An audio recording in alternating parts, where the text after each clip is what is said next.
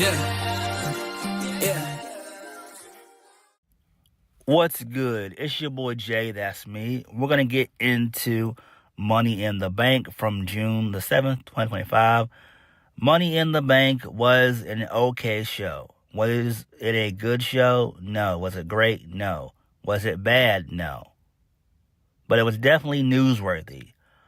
R-Truth, well, Ron Killings is back. Thank the creator above for that.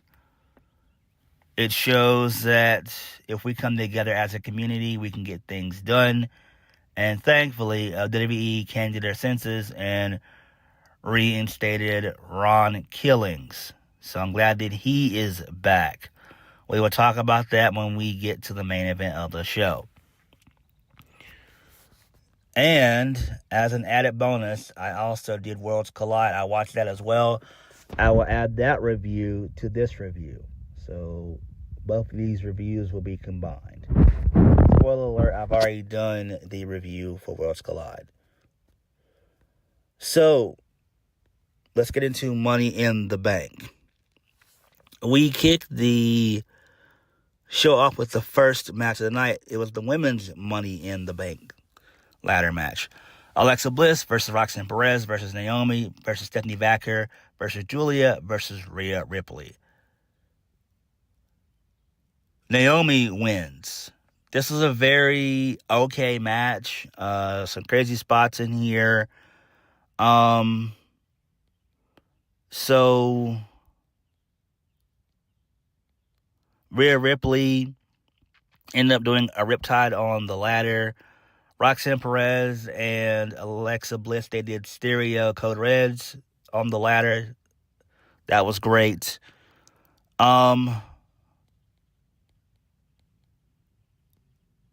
So basically, towards the finish was when Rhea Ripley and Alexa Bliss, they basically had a stare down. Then they ended up climbing on the opposite sides of the ladder. They brought the top. So Naomi then knocks them off the ladder. She dumps them off the ladder. They crash and burn in the ring, basically. And then Naomi, she climbs the ladder and she retrieves the briefcase. Right decision there. It makes perfect sense. Glad that Naomi won and she got the win. I figured they were going to either go with Naomi or Alexa Bliss. Those are the only two viable options. Roxanne Perez will get her time to shine. Probably in the next year, in the next couple of years, she'll get signed. Rhea Ripley does not need it. She does not. She was just in there for star power. Same thing with Stephanie Vaquer and Julia. Now, Stephanie Vaquer, she probably will end up winning Queen of the Ring. And that's probably how she'll end up winning the Women's World Championship. So I think that's what they're going to do with her on that end. And Julia, she's going to go after the Women's U.S. title on SmackDown. So, that's fine there. But the match, like I said before, was okay. Most of these women's ladder matches, they aren't that good, except for like last year. But main roster women's Money in the Bank matches, most of them have not been good. And this was no exception. It's just not good. Nope. But right decision there. So, there's that. But Stephanie Vaquer and Roxanne Perez, they are definitely going to be shining starlets in due time, especially Stephanie Vaquer. And Roxanne Perez, well, she'll end up winning Money in the Bank. She'll be a two-time Money in the Bank winner at some point. It's bound to happen. All right, moving on. So, Vikingo, he was backstage. He was at ringside with Mr. Iguana. They're in the crowd along with Conan. So, they got massive pop. All three of them got a massive pop. So, we are shown a video from earlier on in the day that happened between Octagon Jr. and Dominic Mysterio. So then this leads us into Dominic Mysterio defeating Octagon Jr. He retains his Intercontinental Championship with the help of Liv Morgan. The match wasn't about maybe 5 minutes. Octagon Jr. was able to get in some offense, not much. So, there's that. The match was okay for what it was. Michael Cole did mention that Octagon Jr. is in TNA. Well, he works in TNA as part of the Aztec Warriors, so that was great. So that's cool. So they are taking the TNA partnership serious. That's great. So good stuff there. Dom winning makes perfect sense. Why would he lose? He wins via the 619 into the frog splash for the 1-2-3. All right, that's fine. Who's going to be the one to defeat Dominic, though? I mean, I think he's going to be champion for a while, though, because he is he is fucking over. Like, let's be honest about it. All right, moving on. So, Chad Gable, he had a video earlier on in the day. He was talking with the Creeds. So, Chad Gable unveils a Fireball-branded ladder and tells them to put it somewhere where El Grande Americano can find it. Chad Gable tells the Creeds to make sure to tell him as well. The Creeds are really excited about the ladder. Okay, that's cool there. Moving on. This leads us into the women's Intercontinental Championship match. Becky Lynch versus Lyra Valkyria. Becky Lynch defeats Lyra Valkyria. She wins via a roll-up. Why in the fuck does Lyra have to lose to a damn roll-up? But it does make sense. It actually makes sense. Why? It makes sense. So the match was okay.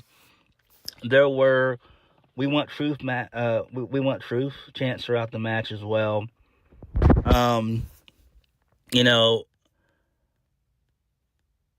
Lyra came in like a ball of fire. She started brawling with Becky and everything else, attacking her and all that stuff, getting the upper hand. Then Becky slowed it down a little bit. Then they ended up fighting on the outside to where I think both women hit their finishers on the outside and they were out. They did the whole get back in the ring before 10, which they both were able to do. They continue to trade some strikes some more.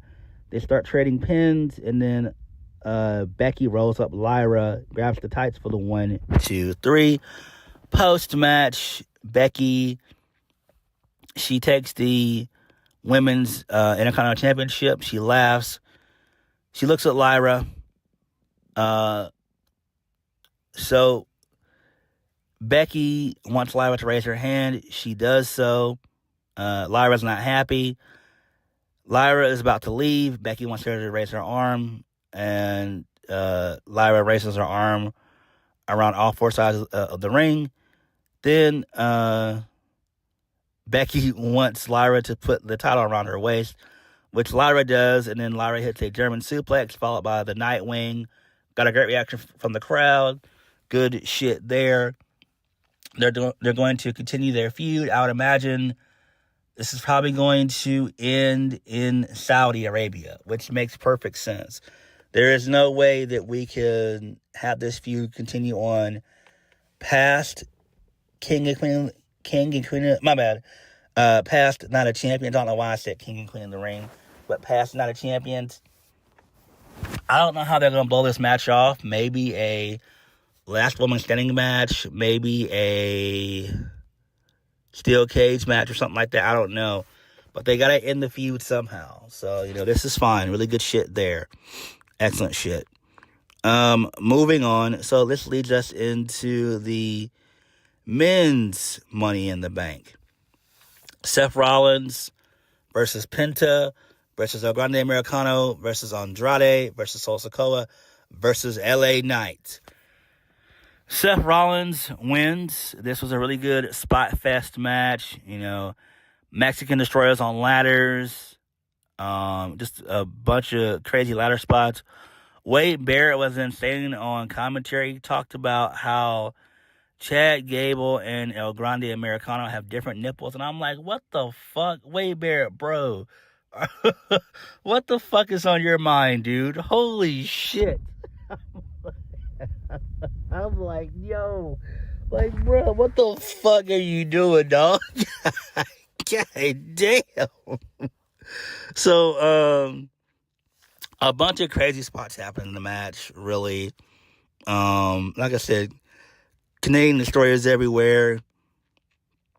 So, basically, Seth Rollins, he was about to get the upper hand for a little bit. Then Penta suplexed him through a ladder, which was insane. That was crazy. Rollins was down. He begins to scream to Paul Heyman, bringing him out. So Braun Breaker and Bronson Reed, they show up. They destroy everybody in the match. Then, moments later, the Bloodline, Jacob Fatu and JC Mateo, a.k.a. Jeff Cobb, they come out. They clean house. They beat up. Then, Jacob, he destroys everybody. Then, out of nowhere, Solo and Jacob, they embrace and stuff. Then Solo is about to climb the ladder. He's about to retrieve the briefcase. Then Jacob Fatu is holding on to Solo's boot. And Jacob then throws down Solo.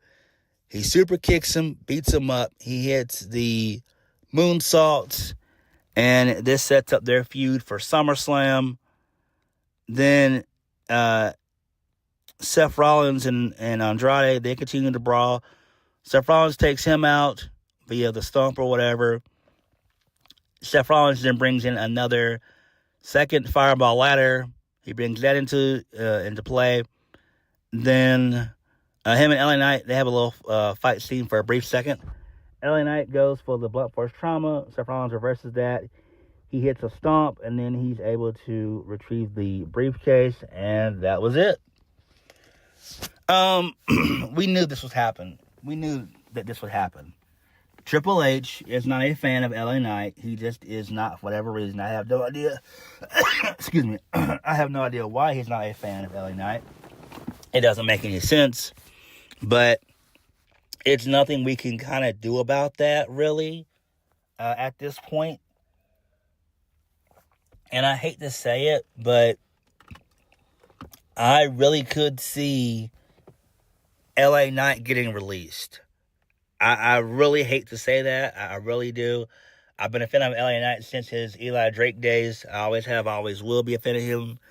But Triple H just does not see it in LA Knight for whatever reason. I have no idea why the fuck Triple H doesn't like LA Knight. I just don't get it. But I really could see him being released. What else can he do? He's already done, he's already been U.S. champion twice. He's not going to go to Monday Night Raw, although he should. He should just get drafted to Monday Night Raw. A trade should ensue. But we know that's not going to happen. So Seth Rollins winning is basically, honestly, the right decision. What more could you have done, really? I mean, LA Knight winning would have been great. You could have easily shipped him to Monday Night Raw to where he could have, take out Jey Uso. But, that didn't happen. So, whatever. It's nothing we can do.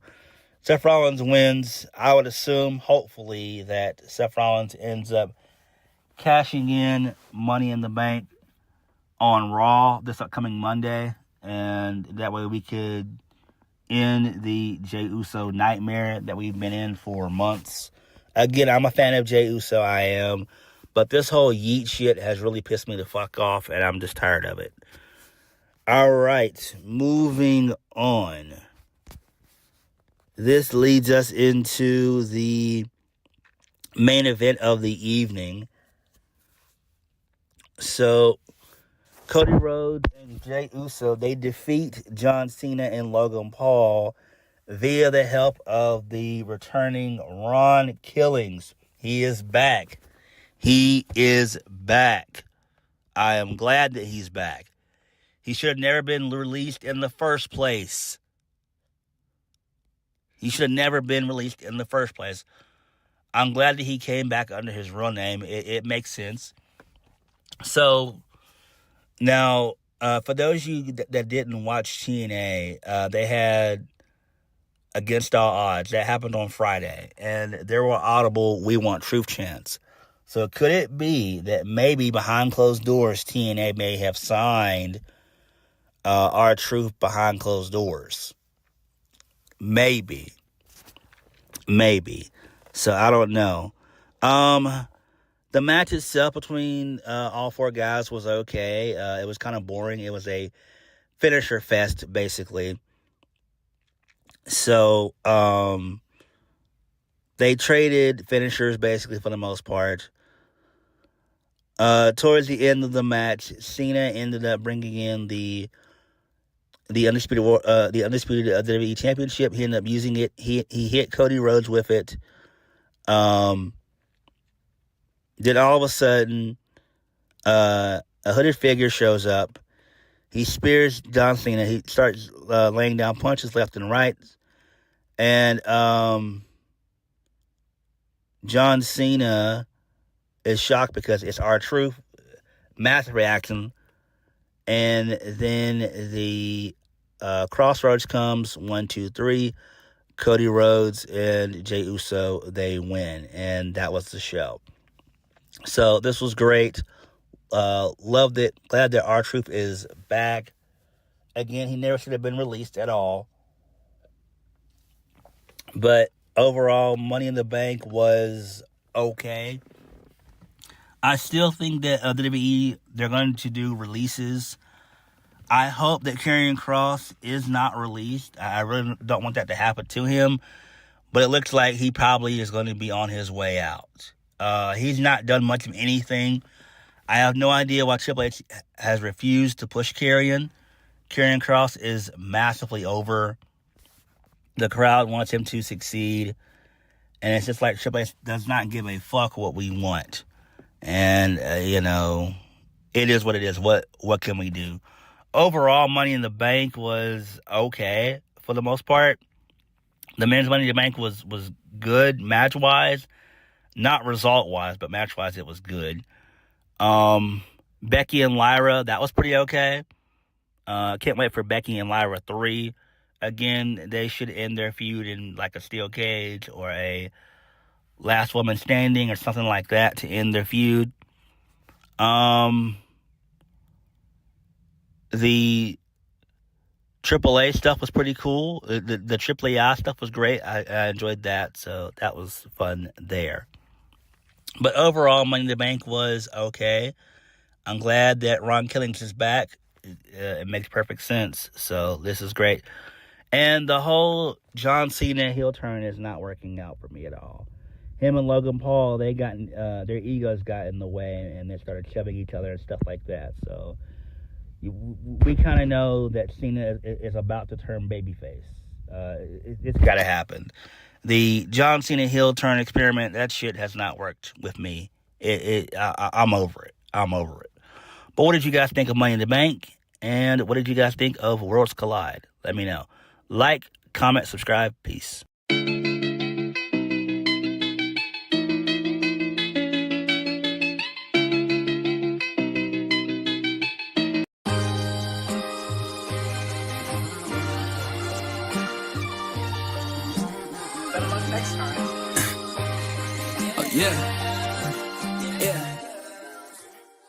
What's good? It's your boy JayThat'sMe. We're going to get into Worlds Collide from June the 7th, 2025. A really fun show. WWE versus AAA. Really good 2.5 hour show. I thoroughly enjoyed it. It was great. Really good stuff. Now, I'm not sure when WWE will fully own AAA. I'm not sure yet. I believe it's going to happen either in the summer or fall. I want to say late summer, so like probably August, going into early fall, maybe late September, early October. So by that time, I'm pretty sure WWE will basically outright own AAA. They basically own most of the company. They're waiting for the last little bit to kind of come through, but they'll eventually, outright own AAA. So, yeah. So we kicked the show off with Rey Mysterio. He gave a massive shout out to the LA crowd. Rey talked about performing at the very first World Squad event back in the day, which is back in 1994. He's honored to usher in a brand new style of lucha libre. And Rey got a great reaction, too. Great reaction. The LA crowd was hot for this. This leads us into the first match of the afternoon. The LWO, Cruz del Toro, Lince Dorado versus Octagon Jr., Aerostar, and Mr. Iguana in a 6-man tag team match. Very good match. High spots everywhere. Dom and Liv Morgan, they were in attendance, which was great. The crowd booed him, which was excellent. Aerostar, he's done a lot of work in TNA. I think he started working for TNA. I want to say, was that back in 2017 or 2018? I can't remember. It was one of those two. And Octagon Jr., he is with TNA as well. He's a part of the Aztec Warriors. So yeah, good stuff. Match, like I said, was fast paced, crazy spots everywhere, 450s, super kicks, Mexican destroyers. There were spots in the match where Mr. Iguana was involved. Basically, the kids love the Iguana. That's why Mr. Iguana, does that gimmick and everything else. I get it. It's a comedy gimmick. It's fine. Like, people love it, so I'm not gonna knock it. Am I really like an actual fan of it? No, not really. But it's okay. But the match was extremely fun. Suicide dives everywhere. Somersault plunges everywhere. Just really good stuff. Just really good, fast-paced lucha libre stuff. And, this is great. Also, I forgot to mention that Corey Graves and Conan, they were on commentary, and both of them did a amazing job. So, the finish was with Octagon Jr. He wins via the Avalanche Moonsault. Follow-away slam, which looked fucking amazing. I love that move. It is so damn beautiful. Excellent. So post-match, Dom, he gets on the mic. He starts poking fun at Octagon Jr. for being a Rey Mysterio fan. Even though Rey is a deadbeat, Dom then shoves Octagon, and then basically there's a brawl that ensues. Dom gets on the mic and tells Octagon Jr. he'll see him at Money in the Bank, and he's even willing to put the Intercontinental Championship on the line. So great stuff there. Excellent shit. Loved it. Perfect way to start off the show. So love it. Really good stuff. Moving on. So then we get a video package about the history of AAA. So that was great. Moving on from that, Chuy Martinez, who is the ring announcer for Evolve, he had a backstage interview with Legado del Fantasma. They say tonight is the night to showcase Familia and Legacy. Lucha Libre can only be represented by Legado del Fantasma. Okay, cool. Moving on. Stephanie Vaquer and Lola Vice versus Tormenta and Dalys. This match was really fun. Lola and Stephanie ended up doing the double devil's kiss, which was great. The crowd popped for that.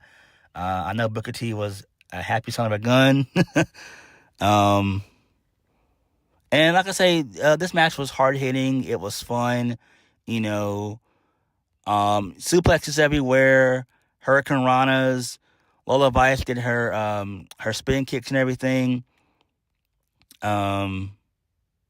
So really good stuff. There was a point in the match where Chick Tormenta, she had a quick little stare down with Tiffany Stratton. I thought that was pretty cool. So that was great there. The finish basically happened when Lola Vice took out Drelis, and this allowed for Stephanie Vacker to hit the SVB for the 1, 2, 3. So the student beats the teacher, which is great. Trying to think, how long has Drelis been wrestling? I want to say probably about maybe 12 to 15 years. Because she's definitely a vet. Well, no. Well, yeah. Well, no, I wouldn't say that. I gotta look into it. I apologize, guys. I gotta look into it. I would imagine she's probably been wrestling probably close to a decade. I would imagine so. Because Stephanie Vacker is like late 20s, like 28, 29. So, and most luchadoras, they end up wrestling kind of early, about 13, 14 years old. So, yeah. So, the match was solid. I really like it. And then they were interviewed by Vilo Rodriguez, and Stephanie. My bad. Lola Vice says that she's beyond grateful for the opportunity to compete at Worlds Collide. Stephanie Vacker says she has a lot more energy to become Miss Money in the Bank later on tonight. And then Lola Vice and Stephanie Vacker, they embrace each other. So that was really cool. I enjoyed that. I'm hoping that Lola Vice basically ends up becoming NXT champion eventually. I know, Mariah May just got there, but I really do hope that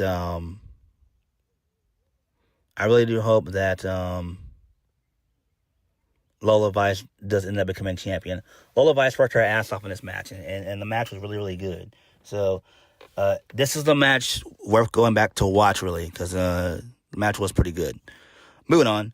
So, Chewy Martinez, he had a backstage interview with Chad Gable. Chad Gable says this is like a second home to him now. Now the luchadors may have an issue with him, but the Mexican people, they love him. They saw him conquer the dark arts of Lucha Libre. They're embracing the greatest luchador in the history of the business, El Grande Americano. It's a big day because El Grande Americano will be walking out with the Money in the Bank contract, and Chad Gable will be leaving the Kia form the brand new AAA Mega Champion. Okay, cool. Doesn't happen?